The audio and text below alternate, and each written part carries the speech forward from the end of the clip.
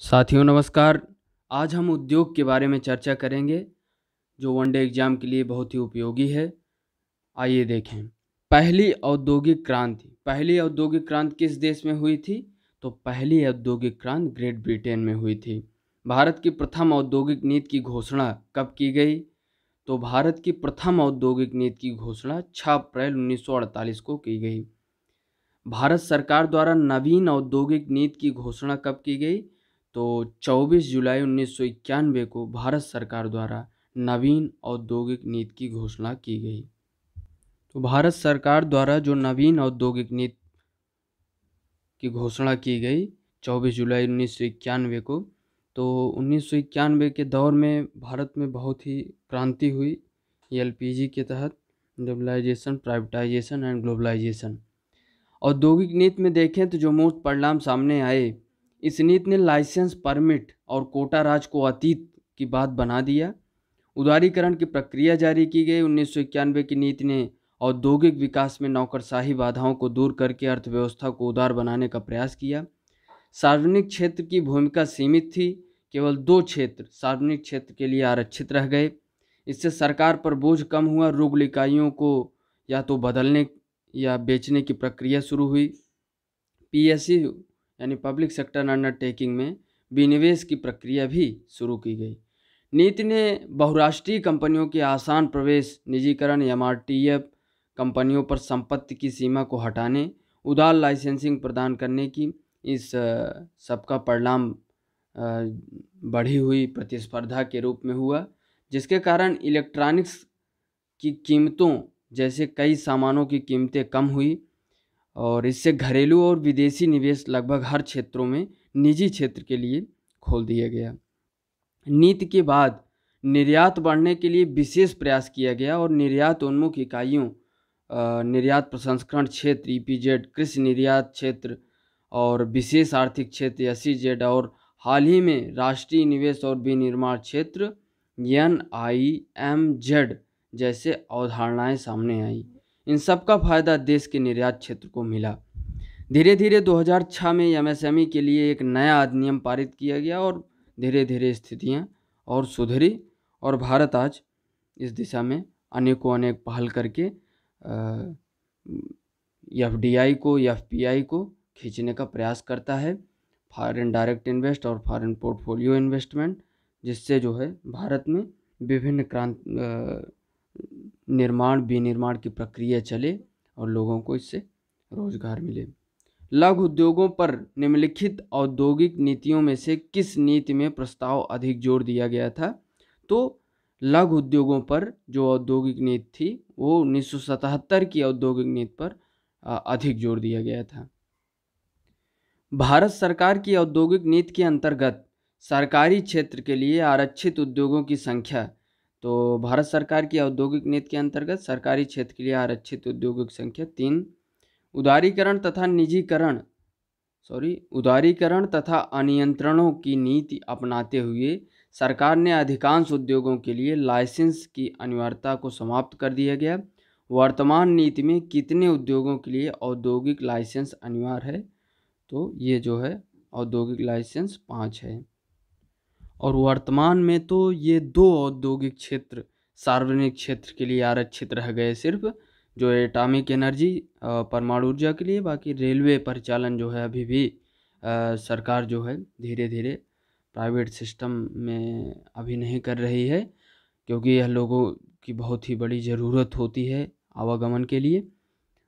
तो अभी 2 क्षेत्र में ही सरकार जो है सार्वजनिक क्षेत्र का पूरी तरीके से निर्वहन कर रही है। बाकी हर क्षेत्र में, बीमा क्षेत्र में और अन्य गतिविधियों में सरकार धीरे धीरे निजीकरण को बढ़ावा दे रही है। किस उद्योग को लाइसेंस की अनिवार्यता से मुक्त कर दिया गया है? तो मोटर कार उद्योग, air conditioner, fridge, washing machine आदि से संबंधित उद्योग और कुछ विशेष प्रकार के चमड़ा उद्योग, इनमें से सभी जो है लाइसेंस की अनिवार्यता से मुक्त कर दिए गए हैं। सार्वजनिक क्षेत्र में कितने उपक्रम नवरत्नों की श्रेणी में हैं? तो सार्वजनिक क्षेत्र के 16 उपक्रम जो है नवरत्नों की श्रेणी में हैं। सार्वजनिक क्षेत्र से तात्पर्य है तो ये विकल्प में जो है उपयुक्त जो है 16 है। इसमें वर्तमान समय में कुछ तब्दीलियां हुई हैं। सार्वजनिक क्षेत्र से तात्पर्य है वाणिज्य एवं व्यापार पर सरकार का नियंत्रण। निम्नलिखित में से सार्वजनिक क्षेत्र में कौन है, तो इसमें से हमें बताना है भारतीय उर्वरक निगम, भारतीय खाद्य निगम, भारतीय कपास निगम, भारतीय जूट निगम। यह सभी सार्वजनिक क्षेत्र के उपक्रम हैं। कौन सार्वजनिक क्षेत्र का उपक्रम नहीं है, तो एनटीपीसी, सेल, भेल ये जो है सार्वजनिक क्षेत्र के उपक्रम हैं। टिस्को जो है ये निजीकरण का है, यानी निजी क्षेत्र का उपक्रम है। सार्वजनिक क्षेत्र के उद्योगों में अनिवेश का दौर कब से प्रारंभ हुआ, तो 1991-92 में सार्वजनिक क्षेत्र में निजीकरण का दौर चालू हुआ, विनिवेश की प्रक्रिया चालू हुई। निम्नलिखित में कौन सामान्यतः मूल उद्योग की श्रेणी में नहीं आता है, तो प्रतिरक्षा उद्योग, खान एवं धातुकर्म उद्योग, मशीनरी उद्योग, लघु वाहन उद्योग। तो इसमें जो है मूल उद्योग की श्रेणी में नहीं आता लघु वाहन उद्योग। किस उद्योग में निवेश के लिए लाइसेंस प्राप्त करना आवश्यक है, तो सिगरेट निर्माण विधि उद्योग में लाइसेंस प्राप्त करना आवश्यक है। भारत में लघु उद्योग की परिभाषा किस पर आधारित है, तो किसी इकाई में संयंत्रों और यंत्रों के लिए निवेश का मान जो है ये भारत में लघु उद्योग की परिभाषा पर आधारित प्रक्रिया है कि किसी इकाई में संयंत्रों और यंत्रों के लिए निवेश का मान। भारत के कुल औद्योगिक निर्यातों में लघु उद्योगों का योगदान लगभग है, तो भारत के कुल औद्योगिक निर्यातों में लघु उद्योगों का योगदान 1/3 है। एक शीर्ष संस्था के रूप में लघु उद्योगों की निरंतर प्रगति के लिए लघु उद्योग विकास संगठन सीडो की स्थापना कब की गई थी, तो 1954 ईस्वी में सीडो की स्थापना की गई थी। लघु उद्योग विकास संगठन सीडो द्वारा पंजीकृत लघु औद्योगिक इकाइयों की अखिल भारतीय गणना कितनी बार की जा चुकी है, तो सीडो द्वारा पंजीकृत लघु औद्योगिक इकाइयों की अखिल भारतीय गणना 3 बार की जा चुकी है। तो सीडो जो है बेसिकली क्या करता है कि भारत में लघु उद्योगों के विकास के लिए नीति तैयार करना और राष्ट्रीय लघु और मध्यम उद्यम जो एसएमई है वो विकास एजेंसी के रूप में काम करता है। और इसकी स्थापना 1954 में की गई और अखिल भारतीय गणना जो है 3 बार की जा चुकी है। निम्न में से लघु उद्योगों की क्या समस्याएं हैं, तो पूंजी का अभाव, विपणन जानकारी का अभाव, कच्चे माल का अभाव। तो इनमें से सभी लघु उद्योगों की समस्याएं हैं। तो ये लघु उद्योगों की क्या समस्याएं हैं, तो पूंजी का अभाव, विपणन जानकारी का अभाव, कच्चे माल का अभाव। तो ये सभी जो है लघु उद्योगों की समस्याएं हैं। लघु एवं कुटीर उद्योग इसलिए महत्वपूर्ण हैं क्योंकि वे बहुतों को रोजगार प्रदान करते हैं। भारत में औद्योगिक वित्त का शिखर संगठन है, तो भारत में औद्योगिक वित्त का शिखर संगठन आईडीबीआई है। कौन सी संस्था उद्योगों को दीर्घकालीन वित्त उपलब्ध कराती है, तो यूटीआई, एलआईसी, जीआईसी ये सभी दीर्घकालीन वित्त उपलब्ध कराती हैं। तो दीर्घकालीन वित्त उपलब्ध कराती है यूटीआई, एलआईसी और जीआईसी। औद्योगिक वित्त उपलब्ध कराने वाली निम्नलिखित संस्थाओं में सबसे पहले किसकी स्थापना की गई थी, तो सबसे पहले आईएफसीआई की स्थापना की गई थी। तो आईएफसीआई लिमिटेड की स्थापना कब की गई थी, तो आईएफसीआई लिमिटेड की स्थापना 1 जुलाई 1948 को इसकी स्थापना की गई थी, आईएफसीआई लिमिटेड। अगले क्वेश्चन की यदि हम बात करें, औद्योगिक एवं वित्तीय विनिर्माण बोर्ड की स्थापना कब की गई, तो जनवरी 1992 में औद्योगिक एवं वित्तीय विनिर्माण बोर्ड की स्थापना की गई। भारतीय औद्योगिक वित्त निगम आईएफसीआई की स्थापना कब की गई, तो 1948 ईस्वी में। भारत में एक रुग्ण औद्योगिक इकाइयाँ वह है जिसको वर्तमान वर्ष में तथा पिछले 5 वित्तीय वर्षों में हानि उठानी पड़ रही है। कौन सा बैंक मुख्यतः लघु उद्योगों के संबंध में कार्य करता है? तो सिडबी जो है मुख्यतः लघु उद्योगों के संबंध में कार्य करता है। लघु उद्योग के लिए संयंत्र एवं मशीनरी में निवेश की ऊपरी या उच्चतम सीमा वर्तमान में कितनी निर्धारित की गई? तो 1 करोड़ जो है वर्तमान में निर्धारित की गई। भारत में विनिवेश आयोग की स्थापना की गई थी अगस्त 1996 ईस्वी में। केंद्र सरकार द्वारा गठित विनिवेश आयोग ने सार्वजनिक क्षेत्र की किस कंपनी के साथ 100% शेयर बेचने की संस्तुति की थी? तो किस क्षेत्र के साथ? मॉडर्न फूड इंडस्ट्रीज के साथ केंद्र सरकार द्वारा जो विनिवेश आयोग ने सार्वजनिक क्षेत्र के किस कंपनी के 100% शेयर बेचने की संस्तुति की? तो मॉडर्न फूड इंडस्ट्री।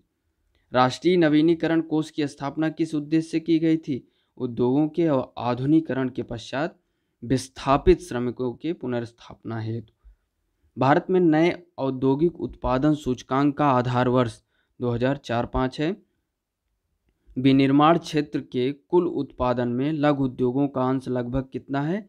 तो विनिर्माण क्षेत्र में कुल उत्पादन में लघु उद्योगों का अंश लगभग 45% है।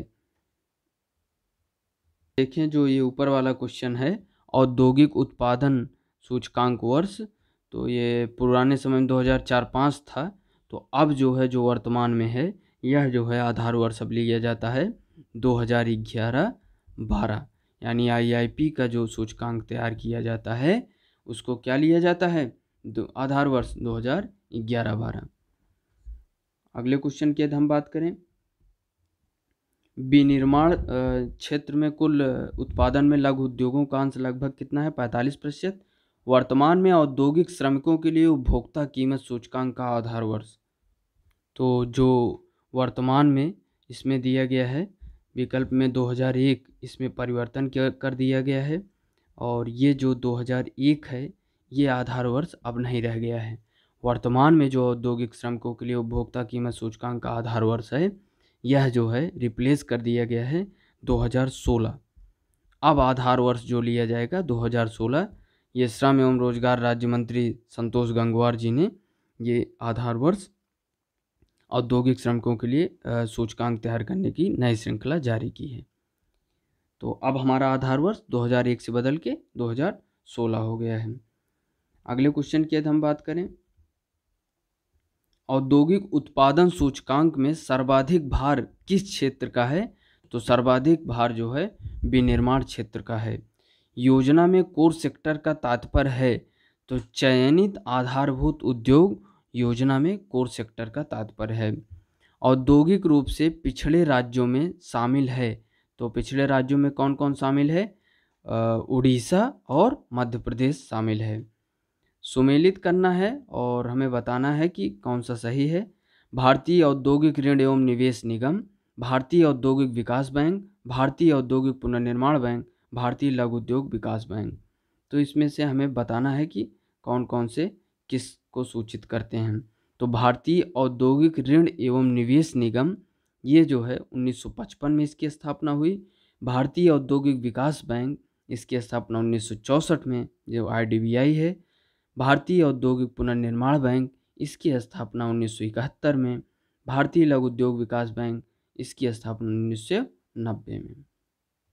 तो विकल्प भी हमारा सही हो जाएगा। अगले क्वेश्चन की यदि हम बात करें, भारतीय औद्योगिक विकास बैंक की स्थापना भारतीय रिजर्व बैंक आरबीआई के पूर्ण स्वामित्व वाली एक संस्था के रूप में की गई। किस वर्ष इसे भारतीय रिजर्व बैंक से मुक्त कराकर भारत सरकार ने अपने हाथों में ले लिया? तो 1976 ईस्वी में यह कार्यक्रम हुआ कि रिजर्व बैंक से भारतीय सरकार ने इसको ले लिया। भारतीय औद्योगिक विकास बैंक यानी इंडिया इंडस्ट्रियल डेवलपमेंट बैंक,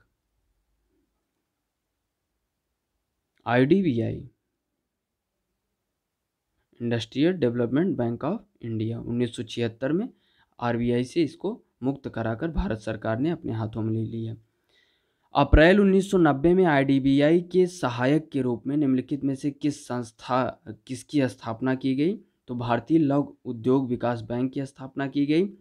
कुछ समय पहले भारत सरकार ने व्हाइट गुड्स उद्योग को लाइसेंस मुक्त करने का निर्णय लिया। व्हाइट गुड्स में सम्मिलित है प्रदर्शन उपभोग के लिए खरीदी गई वस्तुएं जो है किससे संबंधित है? व्हाइट गुड्स से संदर्भित हैं। लिमिटेड कंपनी से अभिप्राय है, तो लिमिटेड कंपनी से अभिप्राय है जिसमें शेयर होल्डरों का दायित्व उनकी चुकता पूंजी को सीमा तक सीमित हो। तो ये जो है जिसमें शेयर होल्डरों का दायित्व उनकी चुकता पूंजी को सीमित हो, लिमिटेड कंपनी से अभिप्राय है। सूर्योदय उद्योग यानी सूर्योदय सनराइज इंडस्ट्री से क्या तात्पर्य है? तो सनराइज इंडस्ट्री तात्पर्य है कंप्यूटर, दूरसंचार तथा माइक्रो इलेक्ट्रॉनिक उद्योग से संबंधित है। तो सूर्योदय उद्योग किससे संबंधित है? सनराइज इंडस्ट्री किससे संबंधित है? कंप्यूटर, दूरसंचार तथा माइक्रो इलेक्ट्रॉनिक्स उद्योग। निम्नलिखित में से कौन सा फूटलूज उद्योग यानी फूटलूज इंडस्ट्री का एक उदाहरण है? तो सॉफ्टवेयर फूटलूज इंडस्ट्री का एक उदाहरण है।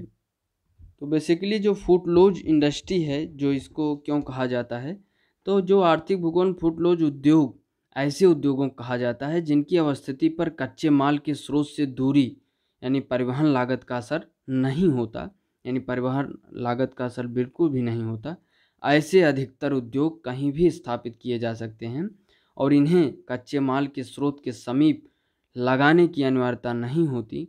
जैसे हीरे, कंप्यूटर मेमोरी कार्ड इत्यादि जो है, तो उनको जो है हम फूटलूज से संबंधित उद्योग कहते हैं कि जिस पे किसका खर्च न पड़ता हो, जो परिवहन का कास्ट पड़ता है कि इधर से उधर ले जाने में, तो वो कास्ट उसमें ऐड ना हो, तो ये फूटलूज इंडस्ट्री के अंतर्गत आता है। तो इसमें सॉफ्टवेयर है। निवेश की दृष्टि से भारतीय अर्थव्यवस्था का निम्नलिखित में सबसे बड़ा उद्योग कौन सा है? तो लौह इस्पात जो है सबसे बड़ा उद्योग है। राउरकेला इस्पात संयंत्र की स्थापना हुई थी, तो जर्मनी के सहयोग से राउरकेला इस्पात संयंत्र की स्थापना हुई थी। बोकारो स्टील प्लांट किस देश के सहयोग से स्थापित किया गया था? तो रूस के सहयोग से। दुर्गापुर इस्पात संयंत्र किसके सहयोग से स्थापित किया गया? तो ग्रेट ब्रिटेन की सहायता से। Steel Authority of India SAIL की स्थापना 1974 में की गई। कौन सी एजेंसी सार्वजनिक क्षेत्र के संयंत्र के लिए इस्पात का विक्रय करती है? तो सेल जो है सार्वजनिक क्षेत्र के संयंत्र के लिए इस्पात का विक्रय करती है। भारत के निम्नलिखित लौह एवं इस्पात उत्पादक केंद्रों में कौन कोयला क्षेत्र से काफ़ी दूर स्थित है?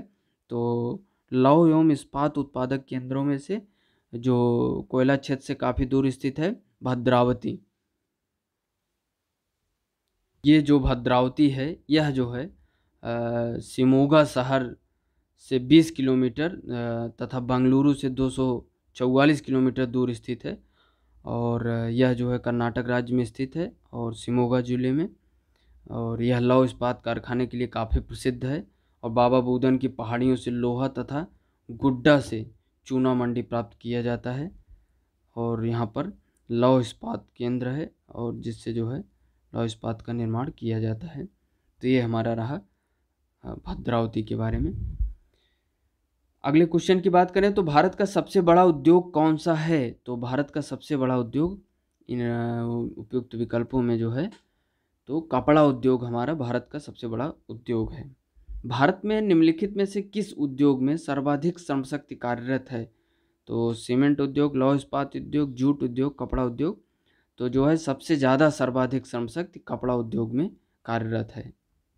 शुद्ध विदेशी मुद्रा उपार्जन में सर्वाधिक योगदान किस उद्योग का है? तो शुद्ध विदेशी मुद्रा उपार्जन में सर्वाधिक योगदान जो है कपड़ा उद्योग का है।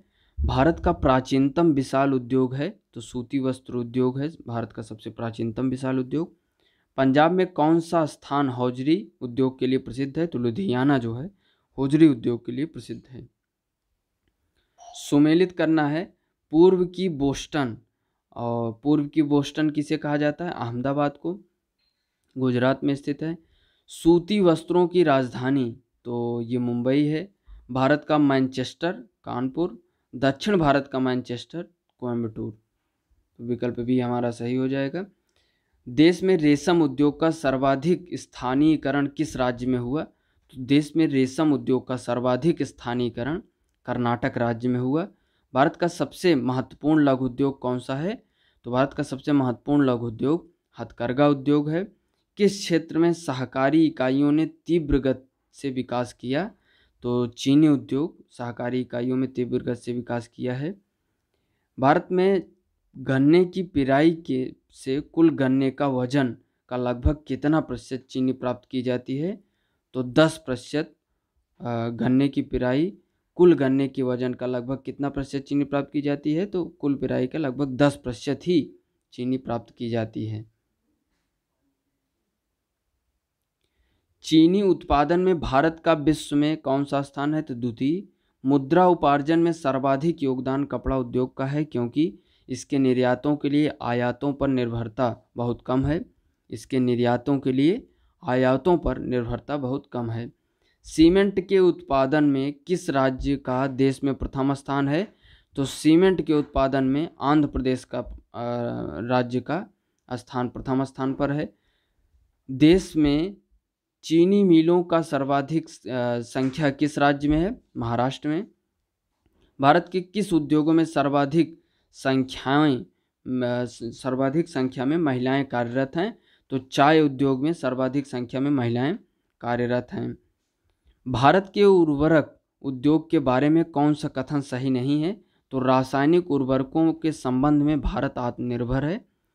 बाकी क्योंकि यह कथन सही नहीं है, भारत जो है रासायनिक उर्वरकों को जो है आयात करता है। अभी हाल के वर्षों में यह देश का तेजी से विकसित होने वाला उद्योग है।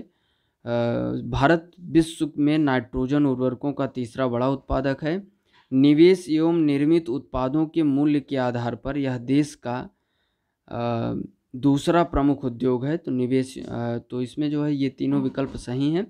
रासायनिक उर्वरकों के संबंध में भारत आत्मनिर्भर है, तो यही हमारा क्या है, कथन सही नहीं है। निम्नलिखित में से कौन सा स्थान पेट्रो रसायन से संबंधित है? तो कोयली पेट्रो रसायन से संबंधित है। कोयली कहाँ स्थित है? पेट्रो रसायन से संबंधित है, तो यह जो है गुजरात में स्थित है, गुजरात राज्य में स्थित है। अगले क्वेश्चन की बात करें तो निम्नलिखित में से किस बंदरगाह पर तेल शोधनशाला स्थापित नहीं है? तो मंगलौर, कोच्चि, चेन्नई, इन सब पर तेल शोधनशाला स्थापित है। डायमंड हार्बर, इस पर तेल शोधनशाला स्थापित नहीं है। और डायमंड हार्बर कहाँ स्थित है? तो यह जो है भारत के पश्चिम बंगाल राज्य में स्थित है। अगले क्वेश्चन की यदि हम बात करें, भारत में सबसे बड़ी तेल शोधनशाला कहाँ स्थित है? तो भारत में सबसे बड़ी तेल शोधनशाला जामनगर में स्थित है।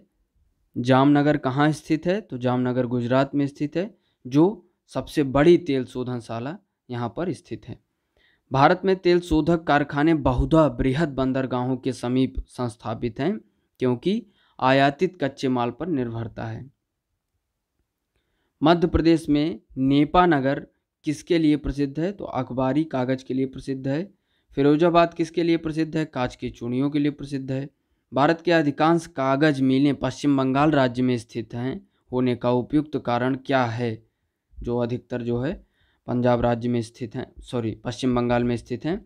रानीगंज एवं झरिया से शक्ति के साधन के रूप में कोयले की प्राप्ति, कच्चे माल की पर्याप्त मात्रा में प्राप्ति, कोलकाता की विशाल जनसंख्या द्वारा देश के सबसे बड़े कागज बाजार की उपलब्धता, तो यह सभी कथन पश्चिम बंगाल में जो भारत के अधिकांश कागज मिल स्थित हैं, तो यह सभी कथन जो है सही हैं, हमारे उपयुक्त सभी। भारत में उर्वरक उद्योग का प्रारंभ निम्न में से किस स्थान पर स्थापित किए गए सुपर फास्फेट कारखाने से माना जाता है? तो सुपर फास्फेट कारखाने से माना जाता है रानीपेट। तो रानीपेट तमिलनाडु शहर में स्थित है, जो भारत में उर्वरक उद्योगों का प्रारंभ यहाँ से माना जाता है, और सुपर फास्फेट कारखाने भी यहाँ पर स्थित हैं। सिंदरी के विशाल उर्वरक संयंत्र की स्थापना के लिए सबसे उपयुक्त कारण क्या है? कोयले तथा कोक की स्थानीय प्राप्ति। सल्फेट संयंत्र के लिए राजस्थान के जोधपुर एवं बीकानेर में बीकानेर से जिप्सम की प्राप्ति, समीपवर्ती दामोदर नदी से जल की सुलभता। तो ये सभी इनसे सभी से सिंदरी की विशाल उर्वरक संयंत्र स्थापित है। तो ये सभी कथन हमारे क्या हैं, सही हैं। निम्नलिखित में से कौन तेल शोधनशाला खनिज तेल क्षेत्र के समीप ही स्थापित की गई है? तो नूनमाटी जो है तेल शोधनशाला खनिज तेल क्षेत्र के समीप ही स्थापित की गई है। और नूनमाटी कहाँ स्थित है? तो नूनमाटी हमारा असम में स्थित है।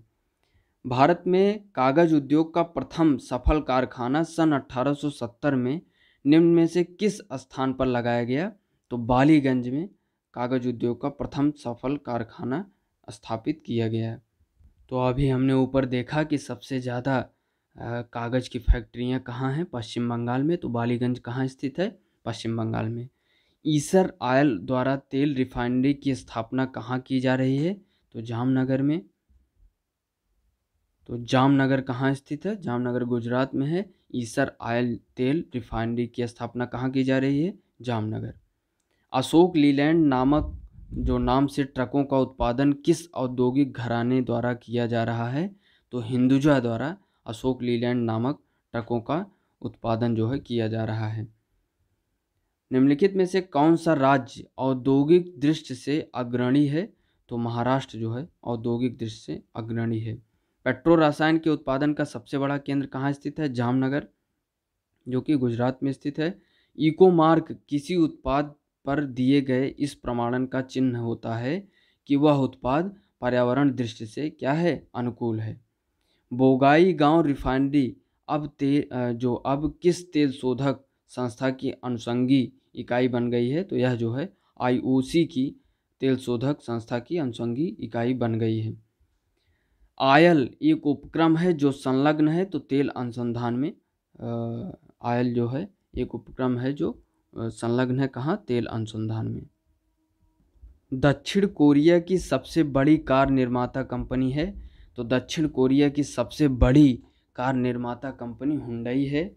भारतीय कालीन प्रौद्योगिकी संस्थान कहाँ स्थित है? तो भदोही में स्थित है। किस नगर को इलेक्ट्रॉनिक सिटी के रूप में जाना जाता है? तो बंगलौर को इलेक्ट्रॉनिक सिटी के रूप में जाना जाता है।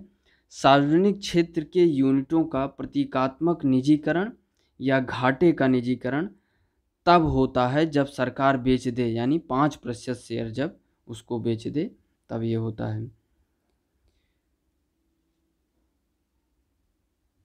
निम्नलिखित में से किसकी दृष्टि से भारतीय अर्थव्यवस्था में कुटीर तथा लघु उद्योग आवश्यक हैं? तो रोजगार सृजन के लिए। निम्नलिखित में से उत्पादन का सर्वाधिक गतिशील कारक कौन सा है? तो पूंजी जो है सर्वाधिक गतिशील कारक है। सुनिश्चित लागत का अर्थ क्या है? तो सुनिश्चित लागत का अर्थ उत्पादक संसाधनों के लिए की गई अदायगियां जो है सुनिश्चित लागत का अर्थ है।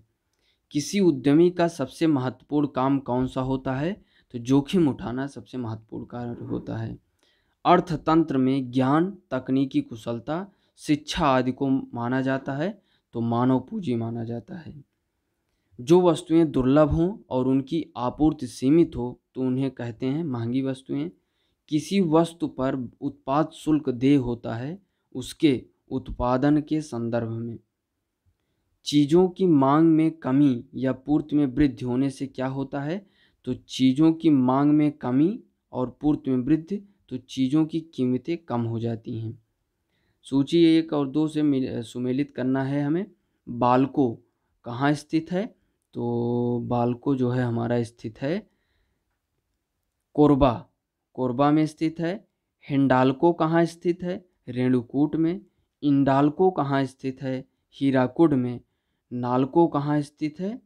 ये हमारा स्थित है कोरापुट में। इस क्वेश्चन को हम देख लें दोबारा। इसमें क्या था कि पूर्व का बोस्टन भी अहमदाबाद को कहा जाता है और भारत का मैनचेस्टर भी अहमदाबाद को कहा जाता है। तो कानपुर उत्तर प्रदेश का मैनचेस्टर कहा जाता है क्योंकि यहाँ पूर्व में बहुत ही औद्योगिक इकाइयाँ थी तो इसलिए जो है इसको पहले मैनचेस्टर कहा जाता था। अब यह उत्तर प्रदेश का मैनचेस्टर के रूप में जाना जाता है। तो इसमें जो है हमारा पूर्व का बोस्टन और भारत का मैनचेस्टर ये दोनों अहमदाबाद को ही कहा जाता है। और दक्षिण भारत का जो मैनचेस्टर है वो कोयम्बटूर है। तो बाल्को हमारा किस राज्य में स्थित है? छत्तीसगढ़। हिंडाल्को रेणुकूट, नालको उड़ीसा। भारत में हाल ही में इस्पात उद्योग के संदर्भ में निम्नलिखित कथनों पर विचार करना है। इसको का सेल के साथ विलय पूरा हो गया है, तो ये जो है इसमें से सही है। बाकी वाईजैग स्टील प्लांट मिनी रत्न घोषित हुआ, ये कथन सही नहीं है, केवल दूसरा कथन हमारा सही है। 1818 में पहला सूती वस्त्र कारखाना निम्नलिखित क्षेत्र में शुरू हुआ, पश्चिम बंगाल में फोर्ट ग्लास्टर में। युग्मों पर विचार करना है। अशोक लीलैंड हिंदुजा समूह और हिंडाल्को एवी बिरला समूह, सुजलान एनर्जी पुंज लाइड समूह। तो इसमें से अशोक लीलैंड हिंदुजा समूह और हिंडाल्को एवी बिरला समूह सही है। सुजलान एनर्जी जो है ये इसका मुख्यालय पूरे महाराष्ट्र में है, जो महाराष्ट्र में स्थित है। तो और ये जो है इसके जो प्रमुख व्यक्ति जो अध्यक्ष माने जाते हैं, संस्थापक तुलसी तांती जो इसके अध्यक्ष हैं और एमडी हैं। कौन सा केंद्र उर्वरक के साथ इस्पात उद्योग के लिए भी जाना जाता है? तो राउरकेला, छत्तीसगढ़। कथनों पर विचार करना है और कौन से कथन सही हैं हमको बताने हैं। एमएमटीसी लिमिटेड भारत का सबसे बड़ा अंतर्राष्ट्रीय व्यापारिक संगठन है। नीलांचल इस्पात निगम लिमिटेड की स्थापना एमएमटीसी ने उड़ीसा सरकार के साथ संयुक्त रूप से की, तो पहला और दूसरा कथन सही हो जाएगा। मिलान करना है। भेल, एचएएल और सेल एचओसीएल, तो ये कौन कौन से उत्पादों से संबंधित हैं?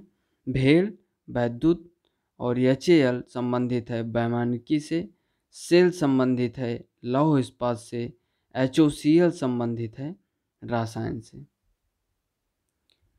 1991 की औद्योगिक नीति की अनेक बिंदुओं पर आलोचना हुई थी। निम्नलिखित में से कौन सा एक बिंदु उनमें से नहीं था?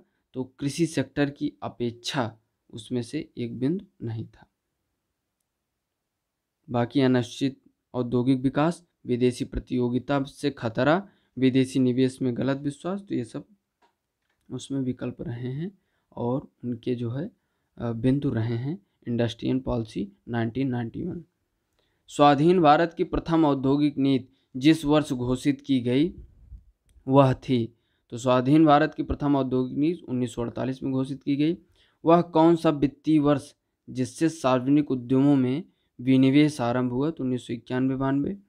भारत का औद्योगिक वित्त निगम किस रूप में कार्य करता है?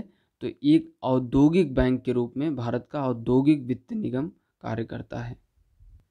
भारत में उदार औद्योगिक नीति जिस वर्ष अपनाई गई तो 1991 में। चीनी उद्योग से संबंधित निम्न कथनों पर कौन सा सही है? तो भारत में चीनी उद्योग दूसरा सबसे बड़ा कृषि आधारित उद्योग है। भारत चीनी का सबसे बड़ा उपभोक्ता है, यह दोनों कथन सही है।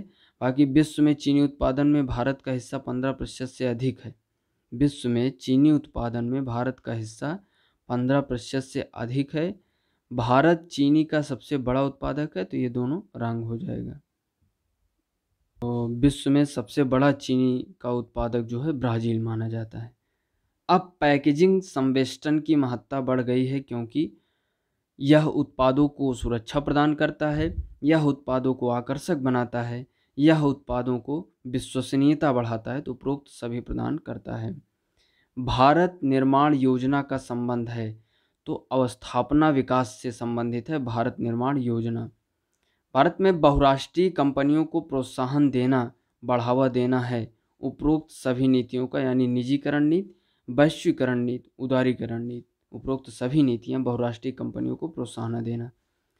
कौन सा राज्य भारत में चीनी का प्रमुख उत्पादक है? तो महाराष्ट्र चीनी का प्रमुख उत्पादक है।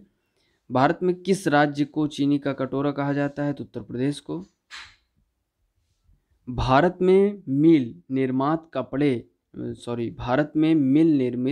कपड़े जो है, मिल में निर्मित कपड़े का सर्वाधिक उत्पादन प्राप्त होता है, तो गुजरात में सर्वाधिक उत्पादन होता है। भारत में जूट का अधिकतम क्षेत्र कहाँ पर है? तो भारत में जूट का अधिकतम क्षेत्र पश्चिम बंगाल में है।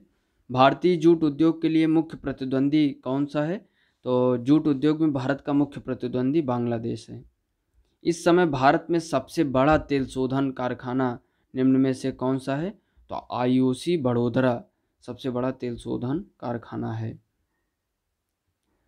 कौन सा एक भारत की सबसे बड़ी सॉफ्टवेयर कंपनी है? तो टीसीएस, टाटा कंसल्टेंसी सर्विसेज जो है ये सबसे बड़ी सॉफ्टवेयर कंपनी है। अगले क्वेश्चन की बात करें, नवरत्न स्टेट संबंधित है। तो नवरत्न स्टेट संबंधित है सार्वजनिक कंपनी से। भारत सरकार द्वारा सार्वजनिक क्षेत्र की किन दो कंपनियों को 1 फरवरी 2013 को महारत्न का दर्जा प्रदान किया गया? तो वेल और गेल को महारत्न का दर्जा 1 फरवरी 2013 को प्रदान किया गया। निम्नलिखित में से कौन सार्वजनिक उपक्रम को नवरत्न का दर्जा नहीं दिया गया है? सेल, ओएनजीसी, सीआईएल से नवरत्न दर्जा प्राप्त है। बीईएल जो है नवरत्न का दर्जा नहीं प्राप्त है। भारत में महारत्न तथा नवरत्न सार्वजनिक उपक्रमों की संख्या तो मार्च 2016 के अंत तक कितनी थी? तो 7 जो है महारत्न और 16 जो है नवरत्न सार्वजनिक उपक्रमों की संख्या थी। अगर हम वर्तमान समय में देखें तो 10 महारत्न कंपनियां हैं और 14 जो है नवरत्न कंपनियां हैं, यानी 2022 में देखें। निम्नलिखित में से कौन सा स्टील संयंत्र भारत में 1965 में पश्चिमी जर्मनी के सहयोग से शुरू हुआ था? तो राउरकेला स्टील संयंत्र। भिलाई इस्पात संयंत्र किसकी मदद से स्थापित किया गया है? तो यह रूस की मदद से। 19वीं शताब्दी में भारतीय हस्तशिल्प उद्योग के पतन का कारण बताया गया था। तो केवल ब्रिटिश निर्माण उद्योगों से प्रतिस्पर्धा, केवल भारतीय रियासतों का समाप्त हो जाना, केवल विदेशी शासन की स्थापना, तो उपयुक्त सभी जो है इससे संबंधित है। विशेष आर्थिक क्षेत्र की अवधारणा सबसे पहले कहाँ शुरू की गई थी? तो चीन में। कौन सा सरकारी क्षेत्र का उपक्रम नहीं है?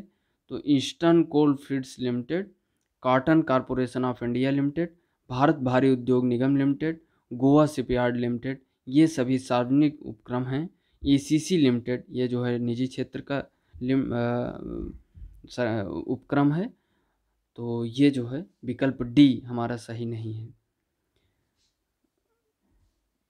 कौन सा सार्वजनिक क्षेत्र का उपक्रम है इसमें हमें बताना है? तो भारत इलेक्ट्रॉनिक लिमिटेड ये जो है सार्वजनिक क्षेत्र का है। बाकी भारतीय Airtel, HDFC, Grasim industries, HCL technology ये जो है प्राइवेट सेक्टर की कंपनियां हैं। कौन सी भारत की एक प्रमुख आईटी कंपनी नहीं है? तो रेमंड्स भारत की प्रमुख आईटी कंपनी नहीं है। बाकी CMC limited, HCL technology, Infosys, TCS ये भारत की प्रमुख आईटी कंपनियां हैं। निम्न में से कौन सा भारत में संयुक्त क्षेत्र उद्यम का उदाहरण है?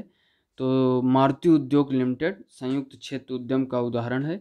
Indian oil corporation, Hindustan antibiotic limited, Bharat aluminium संयुक्त क्षेत्र का उपक्रम, यानी जिसमें जो है सरकार की भी और निजी क्षेत्र की भी भूमिका हो, तो संयुक्त क्षेत्र का उद्यम का उदाहरण मारुति उद्योग लिमिटेड। भारत में पूंजी प्रधान उद्योग का सर्वोत्तम उदाहरण है। तो पूंजी प्रधान उद्योग का सर्वोत्तम उदाहरण इस्पात उद्योग है। बहुराष्ट्रीय कंपनियां से क्या तात्पर्य है? ऐसी कंपनी जो कई देशों में अपना कार्य संचालन करती हैं वो बहुराष्ट्रीय कंपनियां कहलाती हैं। शर्करा फैक्ट्रियों की अधिकतम संख्या कहाँ पर है? शर्करा फैक्ट्रियों की अधिकतम संख्या कहाँ पर है? तो उत्तर प्रदेश में। मध्य प्रदेश में पीतमपुर किसके लिए जाना जाता है? तो ऑटोमोबाइल के लिए जाना जाता है। हिंदुस्तान जिंक लिमिटेड का मुख्यालय कहाँ है? तो उदयपुर में स्थित है, राजस्थान। भारत में रासायनिक उर्वरकों के 2 बड़े उपभोक्ता तो पंजाब एवं हरियाणा, यहाँ पर अधिकतर खेती होती है, बड़े किसान हैं। निम्नलिखित में से कौन सी महारत्न कंपनियां नहीं हैं? तो सेल, एनटीपीसी, सीआईएल महारत्न कंपनी है, पीएफसी नहीं है। तातीपाका तेल शोधनशाला किस राज्य में स्थित है? तो यह जो है आंध्र प्रदेश में स्थित है। तो साथियों ये कुछ महत्वपूर्ण प्रश्न रहे जो वनडे एग्जाम के लिए हमारे बहुत बेहद उपयोगी हैं। बहुत बहुत धन्यवाद। जय हिंद।